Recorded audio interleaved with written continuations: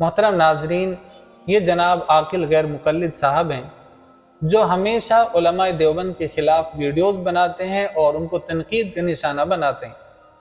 جبکہ ان کو اپنے علماء کی کوئی کمی اور خامی نظر نہیں آتی۔ اس ایک ویڈیو کے اندر ان صاحب نے مولانا سجاد نعمانی صاحب ان کے بارے میں کہہ رہے ہیں کہ مولانا کو معافی مانگنی چاہیے،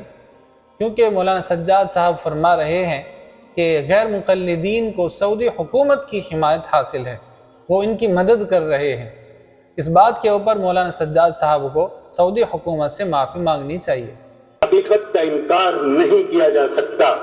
کہ غیر مقلدیت کے اس فتنے کو اصل میں ساری طاقت سعودی حکومت سے پہنچ رہی ہے۔ یہ مولانا سجاد نعمانی صاحب کی آواز ہے، اور ان کے بارے میں یہ خود یہ کہتے ہیں کہ اگر کوئی غلطی کی نشاندہی کر دے تو یہ اسے قبول بھی کر لیتے ہیں اور اعتراف کرتے ہوئے اپنی غلطی سے رجوع بھی کر لیتے ہیں۔ تو مجھے امید ہے کہ جو لفاظی یا غلط بیانی سعودی حکومت کے بارے میں مولانا فرما رہے ہیں، اس سے جلد ہی یہ رجوع کر لیں گے۔ تو جناب، جو بات حضرت مولانا سجاد صاحب فرما رہے ہیں، یہ بات 100% درست ہے اور حقیقت پر مبنی ہے، کیونکہ اسی بات کا اعتراف خود آپ کے علماء کر رہے ہیں۔ ایک انٹرویو کی ویڈیو میں آپ کے سامنے پیش کرنے جا رہا ہوں، جناب ڈاکٹر زبیر صاحب وہ اس انٹرویو کے اندر اعتراف کر رہے ہیں اس بات کا کہ جس طرح اہل تشیع کو ایران سے مدد حاصل ہے، اسی طرح اہل حدیث کو سعودی حکومت سے مدد حاصل ہوتی ہے، اور ہمارا ہاتھ ہمیشہ ان کے سامنے ایسے رہتا ہے، یعنی ان سے لینے کے لیے رہتا ہے، اور جس کا ہاتھ اس طرح رہتا ہے وہ بہت سی چیزوں کے اوپر کمپرومائز کرتا ہے۔ یہ بھی جناب کے ہی الفاظ ہیں، اسی لیے آپ دیکھیں گے کہ بہت سی چیزوں کے اندر یہ لوگ کمپرومائز کرتے ہوئے نظر آتے ہیں، یعنی کبھی بھی سعودی حکومت کے خلاف ان کا ایک لفظ نہیں نکلتا۔ ان کے علماء کی زبانوں کو تالے لگ جاتے ہیں سعودی حکومت کے خلاف ایک لفظ بھی نکالنے کے لیے۔ پہلے میں وہ انٹرویو آپ کے سامنے پیش کرتا ہوں، آپ چھوٹی سی یہ ویڈیو ہے، اس کو پہلے آپ سماعت کر لیں۔ شاہ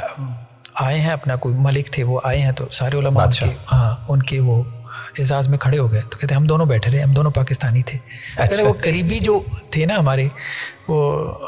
عالم، تو ان کے کان میں ہم نے کہا کہ جو ہے وہ آپ لوگ کیوں کھڑے ہوئی ہے، کیا یہ اس طرح سے تعظیماً کھڑے ہونا درست ہے؟ تو انہوں نے جواب میں ہمیں کہا کہ تم تو پاکستانی ہو، واپس چلے جاؤ گے،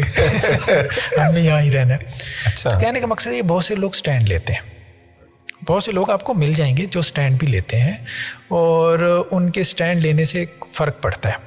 تو میرے خیال میں کچھ لوگوں کو سٹینڈ لے لینا چاہیے، چلے اور نہ صحیح، کم از کم کرٹیسائز نہ کریں، اختلاف کا اظہار نہ کریں، اتنا تو کر سکتے ہیں نا کہ یار ہم ان سے فنڈز لے رہے تھے، فنڈز بند کر دیں۔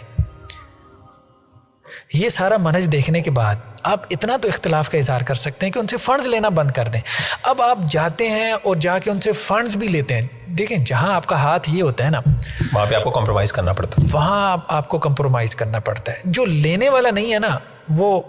آنکھیں دکھا بھی جائے گا، وہ اختلاف کا اظہار بھی کر جائے گا، سیدھی سی بات ہے۔ وہ جیسے دیکھیں ایران سے فنڈز آتا ہے یہاں پہ اپنا اہل تشیع کو، تو اس طرح اہل حدیث کو فنڈز آتا ہے، اس میں انکار ممکن نہیں ہے نا۔ باقی یہ کہ سب کو تو حضرات، ابھی آپ نے ڈاکٹر صاحب کو سنا ہے کہ وہ کہہ رہے ہیں کہ جس طرح شیعہ حضرات کو ایران سے مدد ملتی ہے، اسی طرح ہمیں بھی ملتی ہے، اور یہ بھی کہہ رہے ہیں کہ ایک مرتبہ ہم بیٹھے ہوئے تھے، سامنے سے کوئی شیخ آتے ہیں تو سب ان کو دیکھ کر کے کھڑے ہو جاتے ہیں۔ ہم نے اپنے علماء سے کہا کہ آپ لوگ کیوں کھڑے ہو گئے؟ تو وہ کہنے لگے کہ بھائی آپ لوگ تو چلے جاؤ گے پاکستان، ہمیں تو یہیں پر رہنا ہے، یعنی ہمیں تو ان سے بہت کچھ ابھی حاصل کرنا ہے، ان سے لینا ہے بہت کچھ۔ تو اس طرح کی ان لوگوں کی ذہنیت ہے، اور یہ لوگ ہمارے علماء کے اوپر تنقید کرتے ہیں۔ الحمدللہ جب ہمارے اکابرین کی بات آتی ہے تو ہمارا سر فخر سے اونچا ہوتا ہے، اور ہمیں اپنے اکابرین کے اوپر فخر ہوتا ہے، کیونکہ ہمارے اکابرین نے کبھی باطل کے ساتھ کمپرومائز اور سمجھوتا نہیں کیا ہے۔ کبھی بھی اگر سعودی حکومت نے کوئی خلاف شرع کام کیا ہے، کوئی قدم اٹھایا ہے، تو اس کے خلاف ہمارے علماء دیوبند نے احتجاج درج کرایا ہے اور ان کے خلاف آواز اٹھائی ہے، الحمدللہ۔